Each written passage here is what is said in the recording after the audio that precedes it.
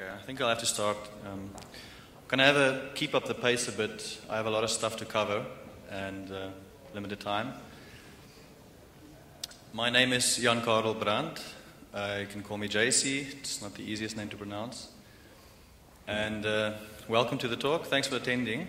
I'm very excited to give my first talk at a Plone conference. And just let me give you an outline of what this talk is going to be about. I'm going to start by defining what I mean with real-time collaborative applications so that we are clear on what I'm covering. Then we're going to look at some real-time collaborative applications that actually already exist for Plone. And we're going to look at one of them specifically as a reference point to see how one could write applications like this, specifically the chat client that I wrote for XMPP, that uses XMPP. Doing that gave me the knowledge to kind of see what Jorgos Gozadinos did with the collaborative editing and other stuff that he did. He deserves a lot of credit for initially integrating XMPP into Plone and showing us what the possibilities, what can be done with XMPP and Plone. And then using the chat as a reference point, we're going to look at the different technologies involved in writing something like the chat. And afterwards, I want to lay out a vision of what could a real-time enabled or a Plone with real-time functionality look like. And so after the talk, everybody should have a good overview of the technologies involved, in the least in creating the chat application, and also hopefully be inspired to think of new ways that we can create a real-time enabled Plone with real-time functionality, and with how we can differentiate Plone from the competitors, for example, by giving functionality that's in many other CMSs not even thought of yet, maybe, I don't know. So, what are real-time web applications? Well, I'm going to start with the obvious one, which is also the reference point for this talk, and that is instant messaging. XMPP started as a messaging protocol. In the late 1990s, there were multiple proprietary and closed source protocols, Yahoo, MSN, ICQ, and these things. And it was common for people to have more than one chat client on their desktop because no single vendor dominated the market share. You wanted to chat to different people, you had to have different chat clients to communicate with them. And the vendors, they didn't really like the idea of independent developers or third-party people implementing their protocols in other chat clients. For example, some people started to integrate different protocols into a single chat client to make it easier. So they would do evil things like change the protocol very aggressively to prevent developers from reverse engineering them. And it's in this climate that the idea of an open source standards-based messaging protocol arose, and Jeremy Miller, he suggested, or he started the Jabber project in 1999. He announced it, and in 2000 the first server was released. So XMPP's roots is instant messaging. It can do a lot more by now because it's very extensible. And XMPP is also the messaging protocol that's being used by Google Chat and Facebook Chat. So it's being used and it's battle tested. You can with XMPP have voice and video conferencing. Google Voice uses XMPP, and they in collaboration with the XMPP Standards Foundation developed an extension of XMPP called Jingle, and XMPP is used to set up the session and do the handshake between the users and to manage the session, but the data is sent out in a different data layer, data channel. Could be peer-to-peer, it could be through a relay server, but that doesn't go through XMPP. And then with file transfer, you can, with Jingle, not only send streaming video or voice, but you can send any binary data. So with file transfer, I mean sending a file directly from one user to another user. Most of us are probably used to have done this already with, Skype or other chat clients. So perhaps it would be integrating this into the chat client in Plone would make sense because people are already used to doing something like that, you would be bypassing the ZODB in Plone because the file is being sent directly from person to person, perhaps P2P. Then feeds and notifications. In XMPP, there's an extension called Pubsub, publish, subscribe, and this is a one-to-many broadcasting protocol, or extension, protocol. So it's kind of like, think of Twitter. Twitter is a subset of this idea. You have one person tweeting, making status updates or tweets, and potentially multiple people subscribing to that, receiving them. You can do something Twitter-like in XMPP. Jorgis has done something like that in the Yarn stuff. But it doesn't have to be users only who make notifications. It can be any object in your Plone site. It can be any content management operation. For example, a folder could inform you everything that happens inside that folder. If someone uploads a file inside that folder and you have subscribed to that folder's notifications, you will in real time immediately find out what is happening, what people are doing.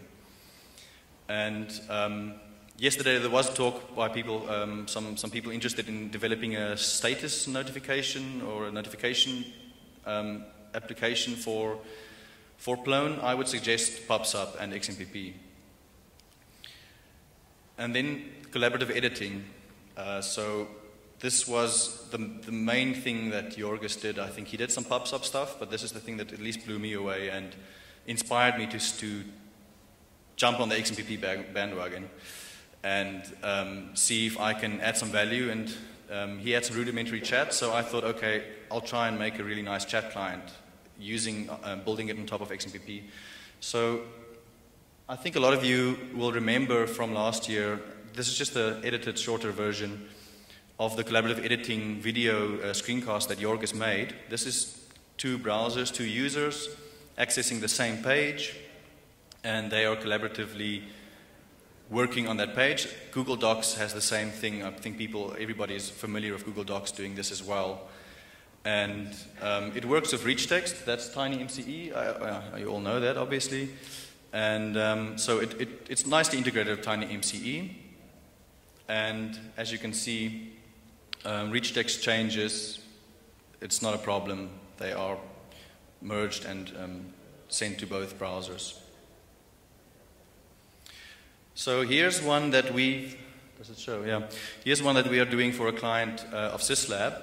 And Cornelis sitting in front of you did this design. It's heavily skinned. You cannot see it's a Plone site. It's through deliverance, and all the JavaScript and everything is served statically. It's again TinyMCE, and it's the same thing. It's the same code, just adapted a little bit to work through deliverance, serving the JavaScript statically, and so on. And also, all the keyboard bindings, Control-Z for undo, Control-B, all these things, they just work. It's not an issue. And then, I'm just quickly going to upload a photo also. It's also rich text, obviously. And I spoke to Alex this morning. I was telling everybody it's going to be, I'm expecting it to be in production in 4 to 5 months, but apparently it might be even in 1 to 2 months. And then the application that I'm going to use as a reference point, mainly because I know it top to bottom, and is the chat client. So here you have your rosters. A roster is your list of all your contacts of who you are subscribed to and subscribe to you. So you can add a user to your roster, and if he accepts, he automatically subscribes back to you. You can start chatting to him. It has all kinds of features that you would expect. For example, setting custom status, setting typing notifications. There's the typing notification. And there I set a custom status. And you can also, of course, your states, if you're online or offline or whatever. You don't have to use the roster. It is configurable that every Plone client can just be subscribed to every Plone user can be subscribed to every other Plone user. So it's configurable. Some people for intranets, they don't necessarily want people to add other people as contacts. They want everybody to be contacts already. That's fine. Here you're integrating with a desktop chat client. It's Empathy from GNOME. just to show that because it's XMPP and it's running on an XMPP server, you can connect, any client that can connect to an XMPP server can connect to it if they have the credentials. So I'm just chatting from empathy, yeah, showing action messages. I don't know, I called it action messages. I don't know if other people call it that, but me messages.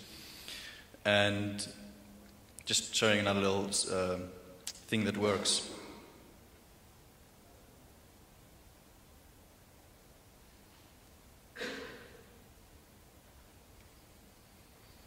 Then also I've added chat rooms, so multi-user chat. This is an extension of XMPP. XMPP is very extensible, so there is a multi-user chat extension. Oh, and something I've changed since I've made the screencast is I made it full names of the users. So where do you see that now? Well, there, for example, that's not a Plone username. I've made it the full name. And before I did that, you could actually kill your Zope server and continue chatting, even add users, because there was really no AJAX calls and nothing going to the server. Everything was in JavaScript and going via XMPP. But I wanted to show, we are using, for the one intranet, we're using email usernames. So I wanted to show nice full names that you don't have email usernames. So I added an AJAX call to get the full name from the Plone server. That's the only thing really that ever talks to Plone. And there might still be a nicer way to do this, to even somehow only get it once. But also it's an AJAX call. So this application is really just JavaScript and a bit of Plone boilerplate to integrate it into Plone. So it should be fairly easily moved to Pyramid or, you know, Rails or whatever.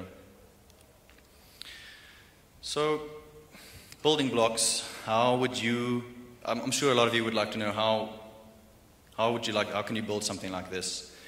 So I'm going to quickly go through what you need, or at least how you can deploy this, before I'm going to go into more depth into the technologies.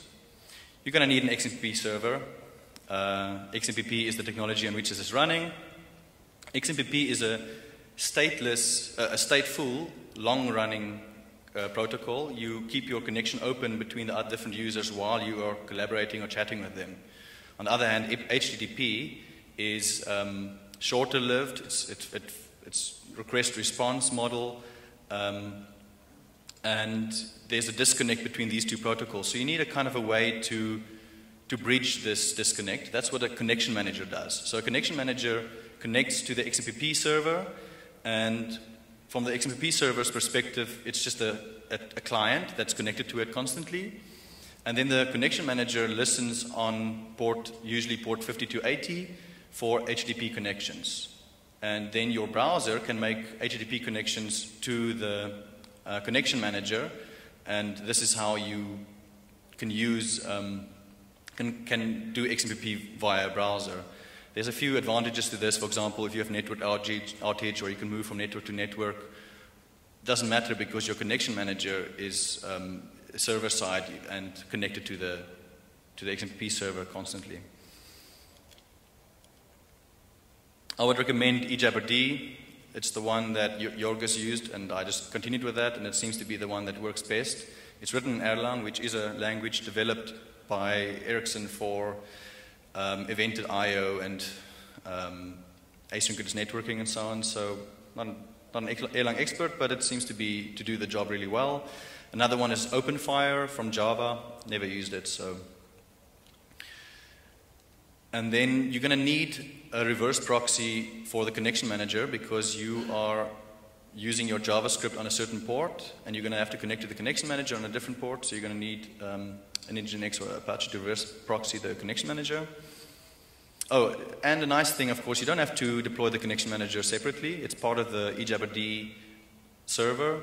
If you're going to want to connect to Google, a Google server for gchat or something like that, I think you have to set up your own connection manager. And there is one in Python called Punjab. But for deploying your own XMPP server, this is not necessary. And then you need some Plone add-ons, this being a Plone conference. You need collective.xmpp.core. That doesn't give any user-facing features. it's just a base package that maps your Plone users to XMPP users. It gives you a twisted reactor if you want to write components that communicate to the XMPP server. For the chat, that wasn't necessary, but for the collaborative editing, that is necessary. And this is the code that Jorgis wrote. I moved it to the collective, I renamed it, and I ripped out the Pubsub stuff because I wanted it to be that you can just add the functionality as, pay what you want or eat what you want. I don't remember now the metaphor again, but so if you want chat or collaboration, you only install that. They're not mutually, they don't depend on one another. You can install each one what you want. And the same way the Pubsub, which doesn't exist yet, if you want Pubsub, you just install that and you don't have to have collaboration or chat. For example, there is another, it used to be called Quetter, I think it's now like Plone Social or something, that is a Twitter-like application for Plone. So if you want to use that, you can use that instead of Pubsub and collaboration and chat. And the point is I moved it, so that's all I did. I just took out the Pubsub stuff and some rudimentary chat stuff because it clashed with the XMPP.chat and moved it into these packages into the collective GitHub collective. And then of course I want people to be excited about this and write their own applications and do their own stuff, and that will also be added to this list. So how does XMPP work? Well, on contrary to the picture, it's not really magic. We prefer to use the word protocol. So it's the Extensible Messaging and Presence Protocol. And you have a universal identifier called a JID, Jabber ID. XMPP used to be called Jabber, and now it's called XMPP. And this looks like an email address. And when you use GChat, your Gmail address is a JID. There's the one thing that you might notice that's different, and that's this little bit here. That's called a resource, and that denotes your application from which you are connecting. So if I'm connected with my laptop and with my cellular phone, mobile, I will have different resources for each one. It doesn't have to be such a nice, ID like Sprint. For the chat application, it's just a random generated ID. And then data is exchanged as XML. And the little snippets of XML that are called stanzas. And you have three types. You have a presence stanza. That's why it's an extensible messaging and presence protocol. The presence shows when people are online or offline, or if I want to subscribe to someone, I send them a presence stanza saying of type subscribe. When they accept it, they send one back of a different type. You have message stanzas. These are the ones that contain your messages. So if it's chatting, your message is inside the message stanza. And then you have IQ stanzas, standing for meaning info query. They follow the request response model. So you're querying for something, and the Jabber server gives you back a response. You can also send data to the Jabber server. There's an extension called data forms for XMPP to do that. And then you have certain features baked in that we've all grown accustomed to from social networking, like a social graph. Because you have a roster and you have contacts and you subscribe to them and they subscribe to you, this forms a social graph. And this is really part of XMPP. So this is something that sets it apart from AMQP, which is the RabbitMQ protocol. AMQP is great if you just want to have web workers asynchronously handle tasks. I think XMPP is not the right thing for that, because XMPP gives you this presencing, so you know when people are online or nodes are online. If you need that, sure, then XMPP is the right thing. But there's quite a bit of overhead managing the roster and doing the presencing and so on. So there's similarities between AMQP and XMPP, but they don't really step on one another's toes, because I think they have different domains where they are applicable. Just quickly look at the stanzas. This is, when you talk to two people, you have two streams of XML in both directions. So when the session is over, you have two XML documents, valid XML documents, one for each direction. This is, for example, what the XML document would look like. You have the top-level stream element, then a presence, and then a message, and then a presence of type unavailable. You can just look at the message. You have the from and the to, and the XML lang just says the language of it is that the human readable text is in. That's not required. And you can have optional attributes like type for example, chat or group chat. And you can also have an ID to denote a conversation. And then inside the body, you have your human readable text.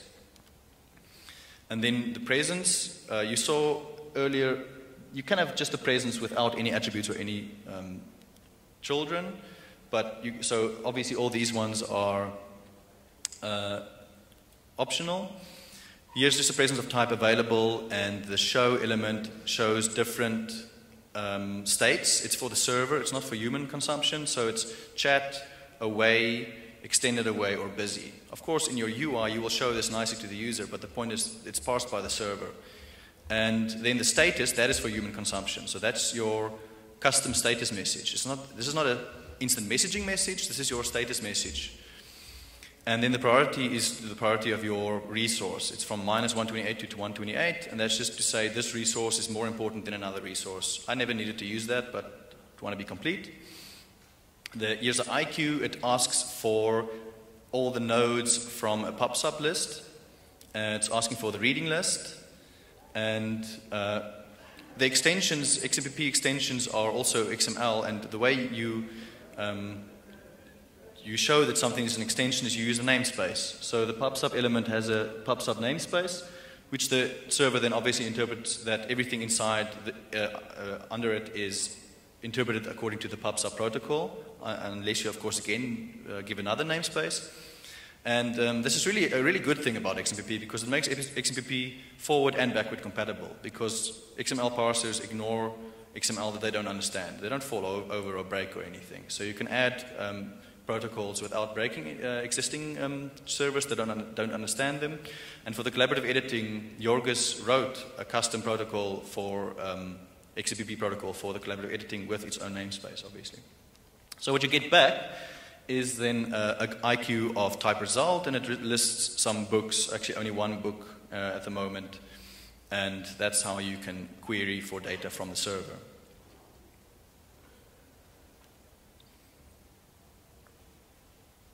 Next up is Strophe.js.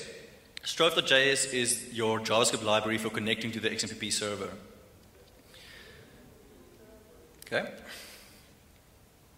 It connects via a protocol called BOSH, bidirectional streams over HTTP.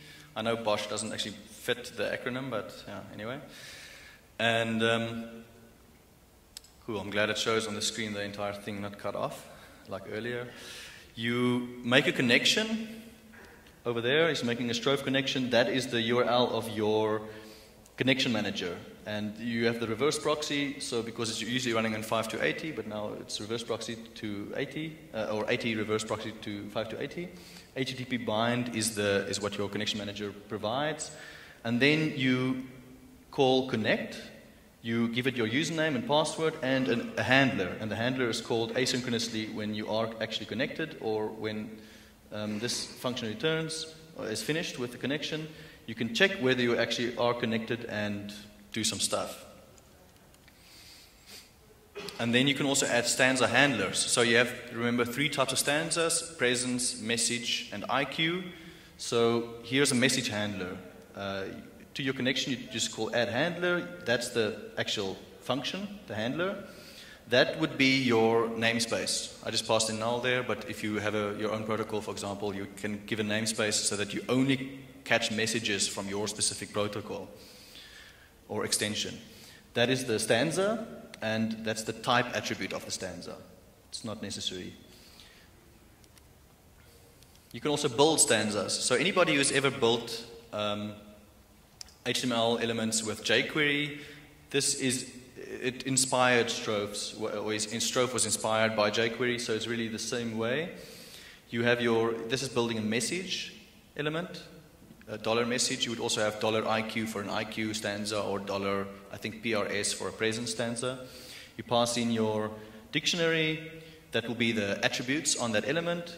C stands for child, so you're creating a body element inside it, and then a text element inside the body element. So that's basically what it looks like when you've created it.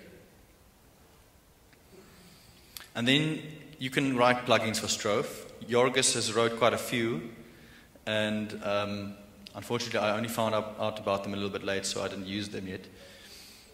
There's for multi-user chat, for handling your roster, for Pubsub, for data forms. Okay, so next one is Backbone.js. Backbone.js is what I used to do the client-side JavaScript work. It's has some overlaps to what Martijn said about Obvio, but it's much less frameworky and doesn't have some of the nice templating features that Obvio has, for example, with the looping over things or like that. But anyway, so I like it. It enables structured JavaScript. It gives you a little bit of the MVC kind of structure, so you have models and views and collections. Okay, let's start with the models. The models have key value bindings, so they're really just like dictionaries. And they have you can fire custom events in all different places, and they also fire events if you use their getters and setters, modifiers and accessors, which you should. They will all the time fire events whenever this model has been changed. So in that way, when your model changes, you can immediately update your UI because you have these events that you can listen for. Collections are just a collection of models, so you can also have that. And then you have your views, and a view is always tied to a model or a collection. You cannot have a view floating in the ether without a model or a collection. And they have declarative event handling, so a view is really just a snippet of HTML inside your page, and the declarative event handling, you can say, if inside this snippet this thing is clicked, call this method. And you also have templates. Templates come from _.js, and they really just do variable interpolation. And then you can sync it with your backend via JSON if your backend understands that. I never needed to do that for the chat application because if you want to, for example, perhaps save your conversations in Plone, then you could do that, but I didn't do that. So just let's look at some examples. Creating a model. You extend from backbone.model. You call an initialize function, and in that I call the modifier and I pass it a dictionary, and these are the attributes that I want to save on that model. And this is actual code that from the chat client. It's a bit simplified here and there to just make it more readable and take out non-important or non-necessary stuff. But on a chat box being those little boxes with you chatting with people, I save the JID of the user and a special ID for the box and the full name of the user. And then when you instantiate a model, you just call it like you call any constructor in JavaScript, and you pass it in the values.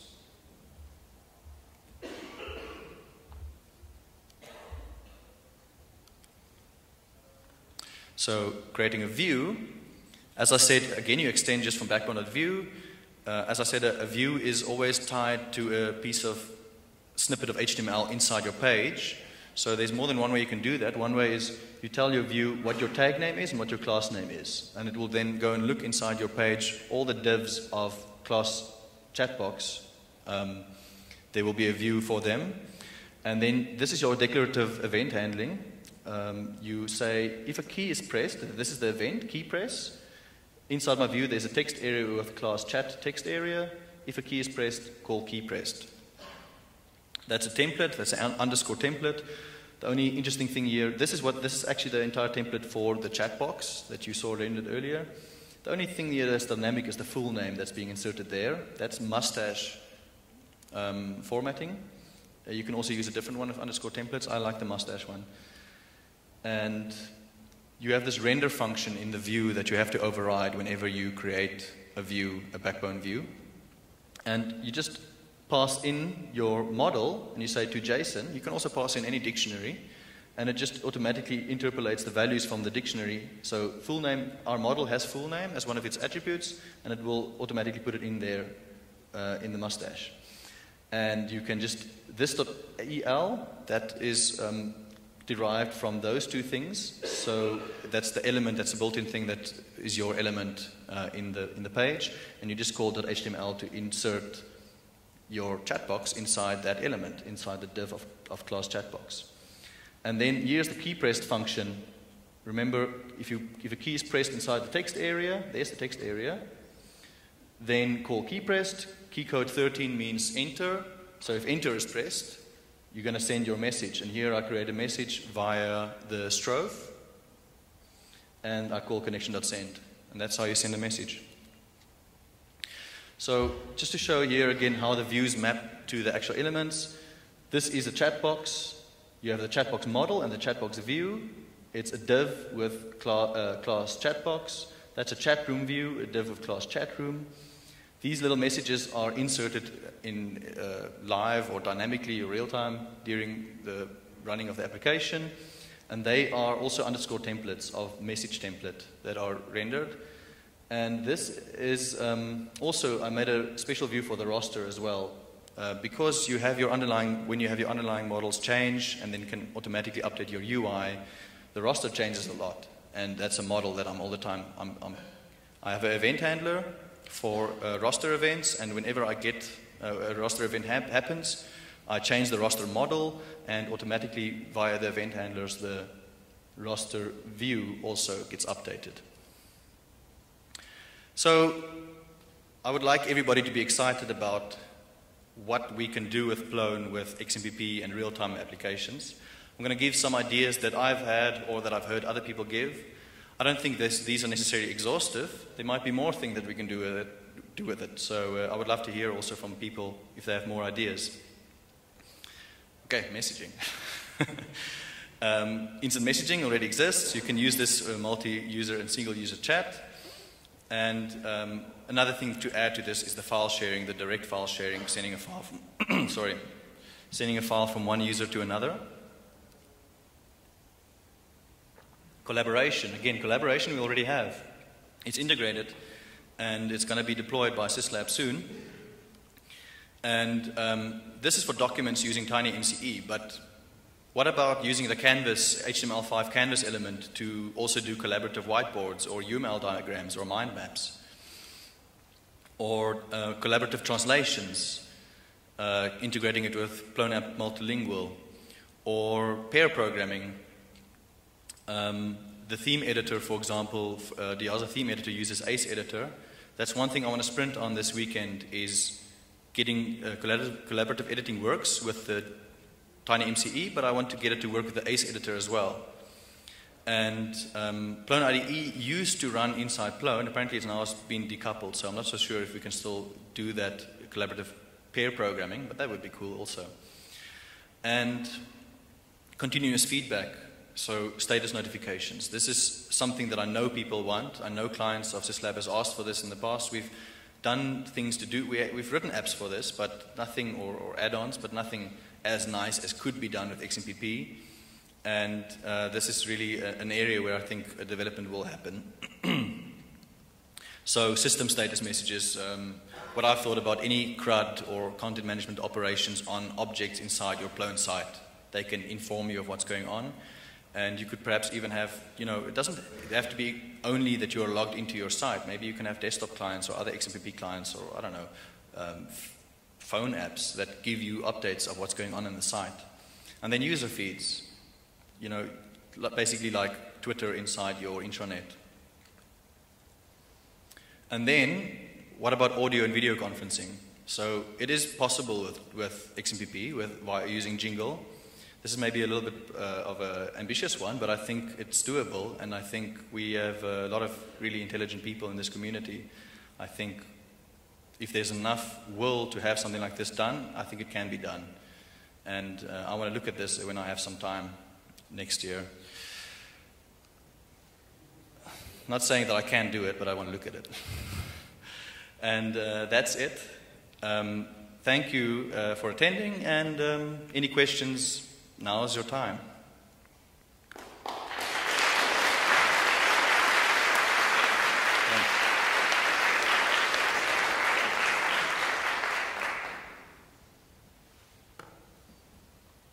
Yeah, Patrick. Yes, I created a build out, I think Thursday night or Wednesday night. But there was Jorgis had a build out, yarn.xmpp.build out. I basically just took that and put it in the collective, changed it a little bit. It's now called collective.xmpp.build out. I also want to offer, I'm going to sprint on these things. If anybody is interested in setting up a site with the collaborative editing and the chat, or either one of the two, and everybody wants to do that, I think we must meet at a certain time during the sprints, and I'll be willing to support everybody. I'll help people to set it up, or give support, or help debug, and so on. It's not that difficult, but if you're doing it for the first time, it can be a fair bit of reading or so on. It could be quicker if I help. So anybody who wants to set up this stuff at the sprint, please come and join. And you will then be using this collective.xmpp.buildout that's in the collective. Yes. Yeah, great. So we must talk about it and see what we can do there. Yeah, definitely. Cool. There was a question from the back also. Yeah. The collaboration.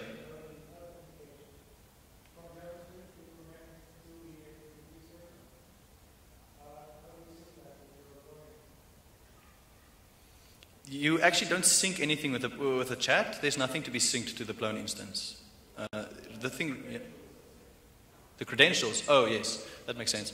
There's a little piece of Ajax that is called that you attach to a session. So that's actually something that happens from Plone. Kind of forgot about that. It connects to the XMPP server and creates a session, and then it sends back a SID and a RID. These are two special identifiers that you use to attach to the XMPP session. So there's no, passwords or anything client side or whatever. It happens in a Plone side, and you just attach to an existing session. Yeah.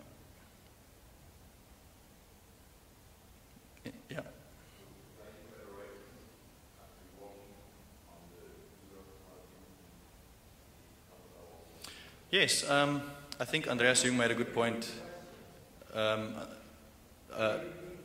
Oh yeah, sorry. Okay. The question is, does the collaborative editing actually works? Does it actually work? Yes. I think Andreas Jung made a good point yesterday that working doesn't mean production ready, but it works. It would be nice actually if people at the sprint all fire it up and start using it. I'm sure bugs will fall out, and we can maybe write down these bugs, put them in the tracker, and start squashing them.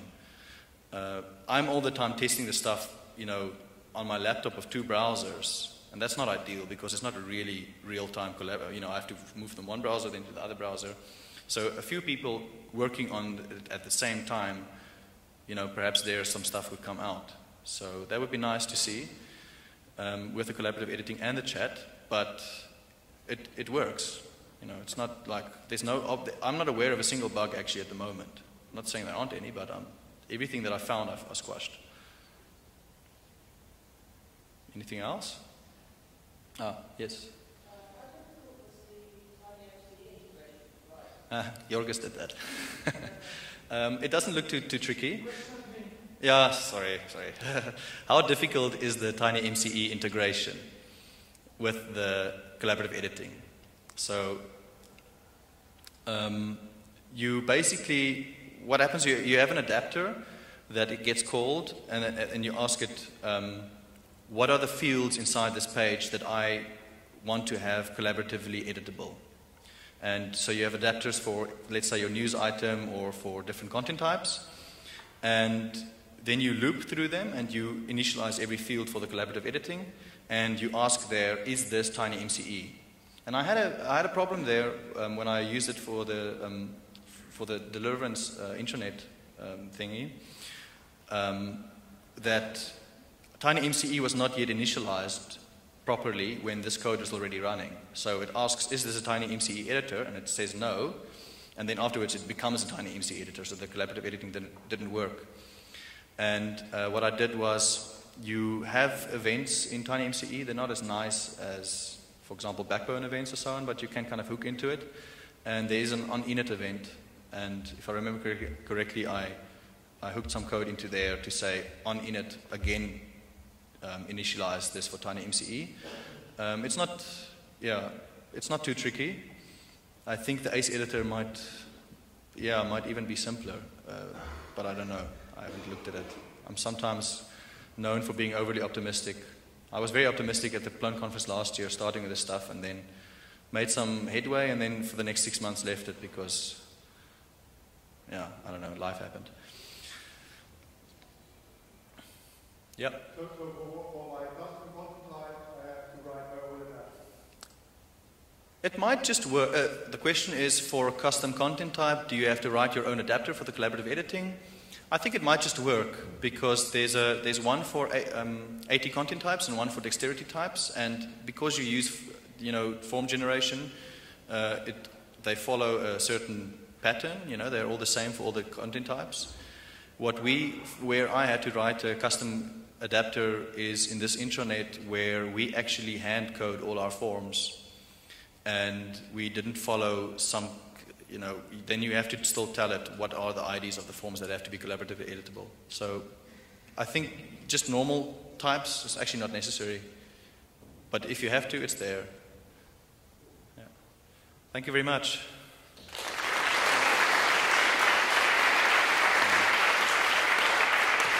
Cheers, thank you.